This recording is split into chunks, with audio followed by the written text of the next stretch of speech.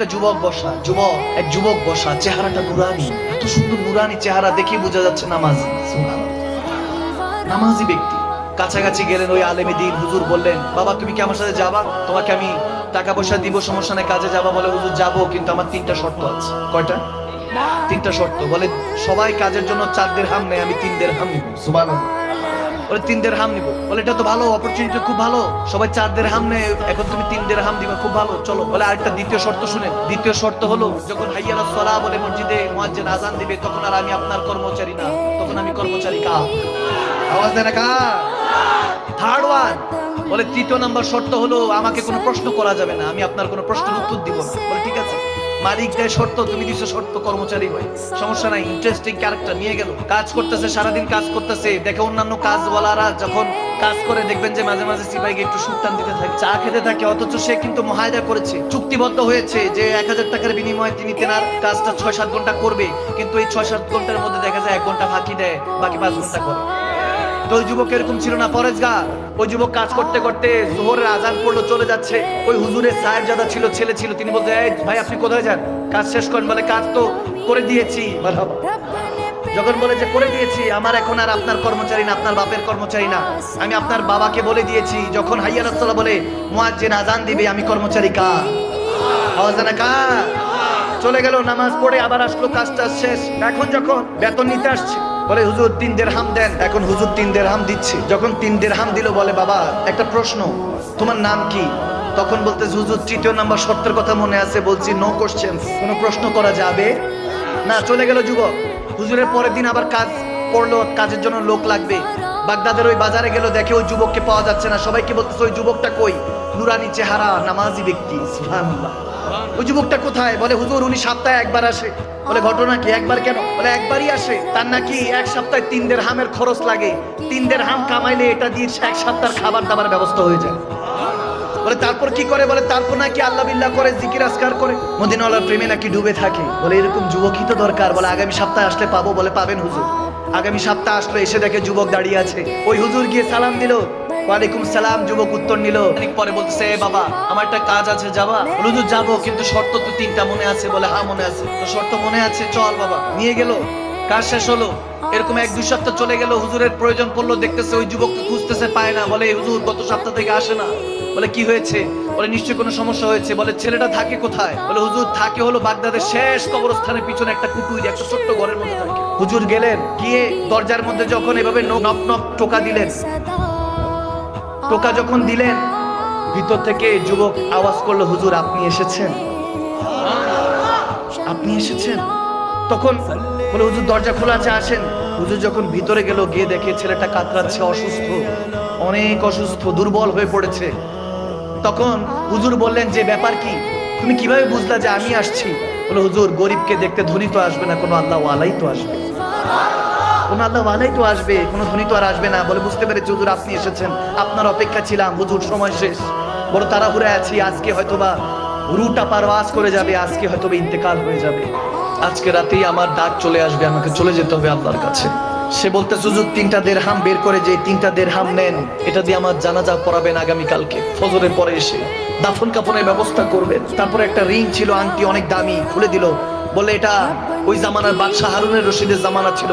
বলে বাদশাহ হারুন রশিদকে যাই দিয়ে আসবেন, আংটিটা দিয়ে আসবেন। আপনার সাথে দেখা করতে চাইবে না, দেখা বাদশাহ হয়তো বা দেখা করতে চাইবে না, বলবেন যে তেনার একটা আমানত আপনার কাছে আছে, বললে দেখা করবে। বাদে আসর গিয়ে তেনাকে আংটিটা দিয়ে আসবেন। যুবকের এই কথা শোনার পরে হুজুর বলতেছেন যে আমি তো তোমার জন্য কিছু করতে পারি। ওই বুজুর্গ আল্লাহ ওয়ালা বলছেন, তোমার জন্য কিছু করতে পারি? বলে হুজুর হ্যাঁ করতে পারেন, আমাকে একটু নিরিবিলি সময় দেন, তওবা করে আল্লাহর কাছে যেতে চাই। তওবাতুন নাসুহা ওয়া তাওবাতুল ক্বাবলাল মাউত। যুবক এখনো তওবার রাস্তাতে খোলা আছে। আর এই মৃত্যুগুলি দেখো কত সুন্দর, নিজের দাফন কাফনের ব্যবস্থা করে যাচ্ছে। হুজুর কাছে বলল, হুজুর আমাকে একটু সময় দেন, তওবার রাস্তা খুব কম, সময় কম, আমি আল্লাহর কাছে মাফ চাইতে চাই, আল্লাহর কাছে ক্ষমা চাইতে চাই। ওই যুবকের হয়তো গুনাহও নেই, ক্ষমা চাচ্ছে আল্লাহর কাছে। যখন কান্নাকাটি করছেন, বলে হুজুর আমাকে নিরিবিলি সময় দেন। হুজুর বের হয়ে গেল। বের হয়ে রাতের বেলা উনি কাতরাচ্ছেন, বিছানা এই প্রান্ত থেকে ওই প্রান্ত, চোখে দিয়ে পানি পড়ছে। ওই যুবকের কথাগুলি মনে পড়ছে, যে এত ইমানদার যুবক, আমলদার যুবক চলে যাবে, কষ্টে তেনার বুকটা ভারাক্রান্ত হৃদয় হয়ে আছে। তিনি চিন্তা করতে করতে ফজর আজান পড়লো, নামাজ পড়ে দৌড়ায় গেলেন। দৌড়ায় গিয়ে যখন ওই যুবকের বাসার মধ্যে, ঘরের মধ্যে দরজাটার মধ্যে হাত রাখলেন, দেখে যে দরজাটা খোলা, অটোমেটিক খুলে গেল। একটা সুঘ্রাণ, একটা সুগন্ধি ইস্তেকবাল জানাচ্ছে, ওয়েলকাম জানাচ্ছে হুজুরকে। एक खुशबू आती थी और मैं भटकता जाता था, रेशमी हवा थी और मैं तकता जाता था, जब तेरी गली आया सच तभी नजर आया, मुझ में ही वो खुशबू थी जो तुमने दिलवाया। सुभान अल्लाह। যখন ওই কাছাকাছি গেল, আল্লাহ ওয়ালা ওই হুজুর কাছাকাছি গিয়ে বলতেছেন, দেখতেছেন ওই খুশবুটা এত নুরানি, বলতেছেন ওই যুবকের কাছে গেলাম, চেহারা থেকে পর্দাটা সরালাম, চাদরটা সরাইয়া দেখে এত নুরানি হয়ে আছে, মনে হয় কাকে জানি দেখতে দেখতে দুনিয়া থেকে চলে গিয়েছে, মনে হয় কে জানি এসে সে যুবককে নিয়ে গিয়েছে, যার প্রেমিক ছিল মনে হয় তিনি এসেছিল। এখন চিন্তা করতেছেন ওই যুবককে দাফন কাফনের ব্যবস্থা করতে হবে। এখন কয়েকজনকে নিয়ে তো তিনি এসেছিলেন, দেখে যে 4-5 জনকে নিয়ে এসেছিলেন, কিন্তু কোথা থেকে জানি হাজারো মানুষ সেই জানাজায় উপস্থিত হয়ে গেল। এখন আসার পরে ওই হুজুর বলতেছেন, জানাজা দেওয়ার পরে চোখের পানি ছেড়ে দোয়া করে যখন আসরের সময় বাদশা হারুন রশিদের দরবারে গেল, এখন ওই যুবকের কাছে হুজুর জিজ্ঞেস করেছিল, কে তুমি বাবা? তিনি তো কোনো কথা বলে নাই। যখন বাদশা হারুন রশিদের কাছে আসরের পরে গেল, ওই হুজুর বলতেছে দেখা করব, বাদশা সাহেব অ্যাপয়েন্টমেন্ট দিচ্ছে না। বাদশা হারুন রশিদ ব্যস্ত ছিল। যখন বলল আপনার একটা আমানত আছে, একটা রিং আছে, তখন দেখা পেল, খাস কামরায় গেল। বাদশা হারুন রশিদ জিজ্ঞেস করছে, কি চাই, কি কি কি আমানত আপনার কাছে আছে? বলে আপনার একটা রিং আমার কাছে আছে। যখন আন্টিটা বাদশা দেখলো, একটা চিৎকার দিল, আল্লাহ বলে একটা চিৎকার দিল, বলে যে এই রিং এর মালিক কোথায়, আন্টির মালিক কোথায়? ওই হুজুর ওই আল্লাহওয়ালা বলতেছেন, সে গতকালকে রাতে ইন্তেকাল করে গিয়েছে, ইন্তেকাল করে গিয়েছে। বাদশা চোখের পানি ছেড়ে বলে, তার কবরটা কোথায়? বলে ওই যে বাগদাদে কবরস্থানে, ওখানে দাফন করেছি। বাদশা হারুন রশিদ সারা পৃথিবী যিনি লিড দিতেন, রুল করতেন, সেই বাদশা ওই কবরে গিয়ে লুটোপুটো খেয়ে সে কবরটা জড়িয়ে ধরে চিৎকার দিয়ে কান্না করছে। ওই আল্লাহওয়ালা চিৎকার দিয়ে উঠলেন, চিৎকার দিয়ে উঠে বলতেছেন, না ইসনে কুছ বলা, না কুছ বল রহে হে, না এ কিছু বলেছে, না আপনি কিছু বলছেন। সে কে ছিল? কে ছিল?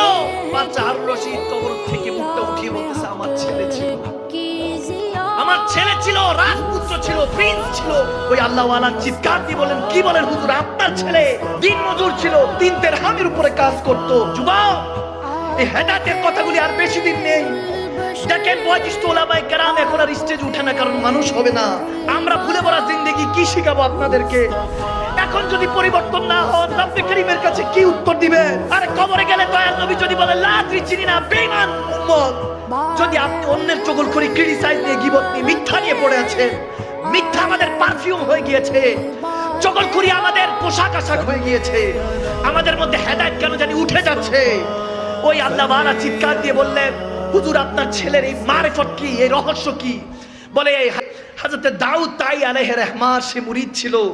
আমার ছেলে যখন একজন আল্লাহওয়ালার সঙ্গ জ্ঞাপন করেছেন, ওয়াকুনু মা সাদিকিন, কোরআনের কথা অনুযায়ী, ইন্নাল্লাযীনা ইউবায়ুনাকা ইন্নামা ইউবায়ুনাল্লাহ, যখন আমার নবীর গোলামির মধ্যে চলে গিয়েছেন, আল্লাহওয়ালা হয়ে গিয়েছিল আমার ছেলে।